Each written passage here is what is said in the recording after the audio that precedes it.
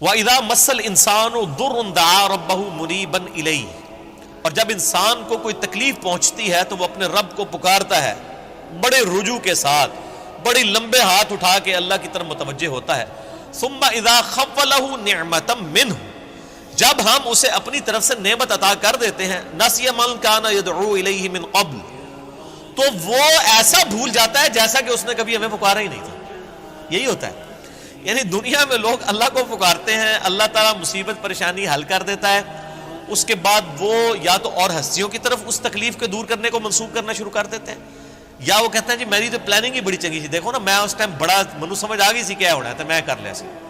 تو انہوں اللہ کا بندہ جنی مرضی سمجھ آ جائے۔ اللہ کے سامنے تو اتنے فیکٹرز ہیں کہ کسی بھی انسان کو کسی بھی وقت وہ آنے واحد میں ہیرو سے زیرو اور زیرو سے ہیرو کر دے، اس کے لیے کوئی مسئلہ ہے؟ یعنی انسان کی ساری پلاننگز دھری رہتی ہیں، جیسا کہ مولا علی رضی اللہ تعالیٰ عنہ علیہ السلام کا قول ہے کہ میں نے اپنے ارادوں کے ٹوٹنے سے اپنے رب کو پہچانا ہے، یعنی میں پورا ارادہ کر لیتا ہوں، سارے کے سارے سرکمسٹانسز فیوریبل ہوتے ہیں میرے لیے، ڈن، اچانک پتہ ہی نہیں چلتا کہ یہ کیا ہو گیا، ایسا ہو جاتا ہے میرے بھائیوں۔ اور یہی چیزیں بیسیکلی اللہ تعالیٰ اپنا آپ انسان کو دکھاتا ہے کہ کوئی شخص اللہ تعالیٰ سے کبھی بھی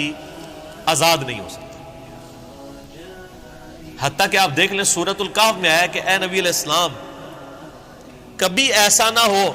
کہ آپ یہ ایک بات کہیں کہ میں کل یہ کام کروں گا اور آپ انشاءاللہ نہ کہیں، ایسا کبھی نہیں ہونا چاہیے، انشاءاللہ کے ساتھ کہنا ہے۔ اگر وقت کے پیغمبر کو یہ بات کی جا رہی ہے ہمارے محبوب صلی اللہ علیہ وآلہ وسلم کو کہ آپ نے کبھی مستقبل کے بارے میں انشاءاللہ کے بغیر بات نہیں کرنی، کبھی نہیں کرنا ہے میں کام کروں گا، مگر یہ کہ انشاءاللہ ماشاء اللہ کے ساتھ، کیونکہ انسان تو صرف ان فیکٹرز کو دیکھ رہا ہوتا ہے نا جو آپ کے سامنے۔ ہم نے کئی بار چیزیں دیکھی ہیں، ہر فیکٹر کاؤنٹر کرتے ہیں، میرے جیسا تو وہمی بندہ کوئی شاید چھوڑتا ہی نہیں ہے، پھر بھی کچھ کوئی نہ کوئی پاک نکل آتی ہے بچوں، کیوں نکل آتی ہے؟ انسان کبھی آزاد نہیں ہوتا اللہ سے، اس کی تقدیر سے کبھی آزاد نہیں ہوتا۔ اسی لیے الحمدللہ عرصہ دراز سے ہم اپنی پوری ایفرٹ کر کے اس کے بعد اللہ پر ہی توقع رکھتے ہیں، اور میں یعنی جتنا اپنے دنیاوی معاملات میں یا دین کے کام میں ریسورسز کو مینیج کرنے میں وہمی ہوں نا، اس سے زیادہ میں الحمدللہ عرصہ دراز سے اللہ کے بارے میں وہمی ہوں کہ جب کچھ میں سب کچھ کر لیتا ہوں نا، اور مجھے سب سے زیادہ جس چیز کی ٹینشن ہوتی ہے نا وہ اللہ کی ہوتی ہے کہ اللہ تعالیٰ کو رکاوٹ نہ ڈال دے، اللہ کی طرف متوجہ رہتا ہوں ہر معاملے میں۔ اور اس کا میں نے پھر پازیٹیو رزلٹ دیکھا ہے کہ میرے بگڑے ہوئے کام جس میں میں نے کئی چیزیں اوور لک کی ہوئی ہوتی ہیں وہ پھر اللہ نے سنبھالی ہوتی ہیں، وہ خود بخود ریزالو ہونی شروع ہو جاتی ہیں، پتہ ہی نہیں چلتا کہ کہاں سے اللہ تعالیٰ معاملات کو سیدھا کرتا ہے۔ وَمَن يَتَّقِ اللَّهَ يَجْعَل لَّهُ مَخْرَجًا وَيَرْزُقْهُ مِنْ حَيْثُ لَا يَحْتَسِبُ، یہ قرآن کی آیت ہے سورہ طلاق کی، جو کوئی اللہ پر تقوی اختیار کرے گا ہم اس کو وہاں سے رزق دیں گے کہ اسے گمان بھی نہیں ہوگا۔ ان اللہ بالغ امری، اللہ تعالیٰ اپنے کاموں کو پورا کر کے رہتا ہے، اللہ نے جو ارادہ کر لیا نا جس کام کو بلوغت تک لے کے جانے کا وہ اس نے کر دیتا ہے، لیکن قد جعل اللہ لکل شیء قدرا، لیکن ہر چیز کے لیے اللہ نے ایک اندازہ مقرر کر رکھا ہے، یعنی جب وہ وقت آئے گا نا تبھی وہ معاملات ہوں گے، اس سے پہلے نہیں ہو سکتے، آپ جتنا مرضی ٹل لگا لیں، جس چیز کا جو وقت ہے وہ اسی وقت پہ ہونا۔ تو اللہ تعالیٰ فرماتا ہے کہ یہ جب ہم ان کو عطا کر دیتے ہیں پھر یہ فوراً اللہ کو بھول جاتے ہیں۔ وہ میں اگلے دن وہ قاسم علی شاہ صاحب کی ایک ویڈیو دیکھ رہا تھا، انہوں نے بڑی اچھی بات کی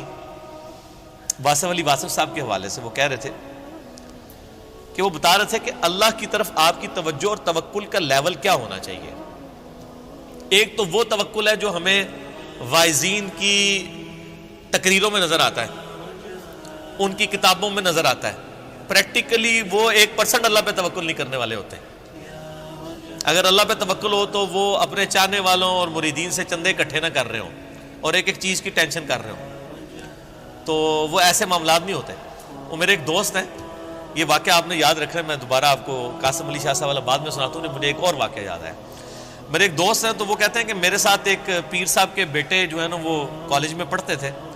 تو وہاں پہ کافی وہ عرس وغیرہ لگتا تھا، بڑے دور دراز سے لوگ آتے تھے،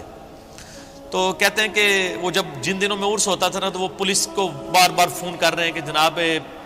سیکیورٹی کا بڑا خیال رکھنا ہے لوگوں دی جی، یعنی یہ لوگ آدھے نے پچھلی بار بھی آیا ہو گیا سی ہے کی ہوا سی جیب کٹ گئی تھی. میں نے دیکھا کہ پیر خانے پہ یا کوئی عرس پہ لوگ جا رہے ہوں, لوگ ان کو وہاں پہ مار رہے ہوں کہ یہاں ادھر کیا کرنے آئے ہیں. وہ تو بیچارے بڑے کمزور لوگ ہیں جو عرسوں کے خلاف ہیں, نہ ان کے پاس یہ کیپیبلٹی کہ وہ مارنے والے تو دوسری پارٹی ہیں. تو کہتا میں نے اس کو کہا یار تم اتنی ٹینشن کو لیتے ہو, مطلب جو آ رہا ہے اس کو کہنا ہے جی اللہ تو بندے ہوئے جیبا کٹ جائیں گے سانو کہ دیں گے تھے آگے. یہ اس نے خود بول کے کہا,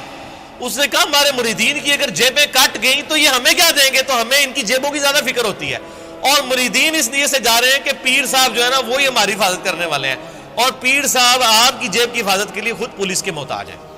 آپ اندازہ کر لیں. اور وہ قاسم علی شاہ صاحب کہنے لگے کہ وہ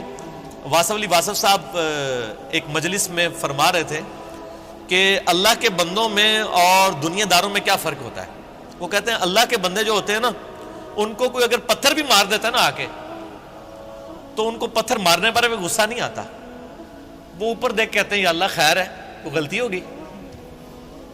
کیوں, یہ حقیقت بات ہے کہ فاعل حقیقی اللہ ہے, یہ ذہن میں رکھیے گا.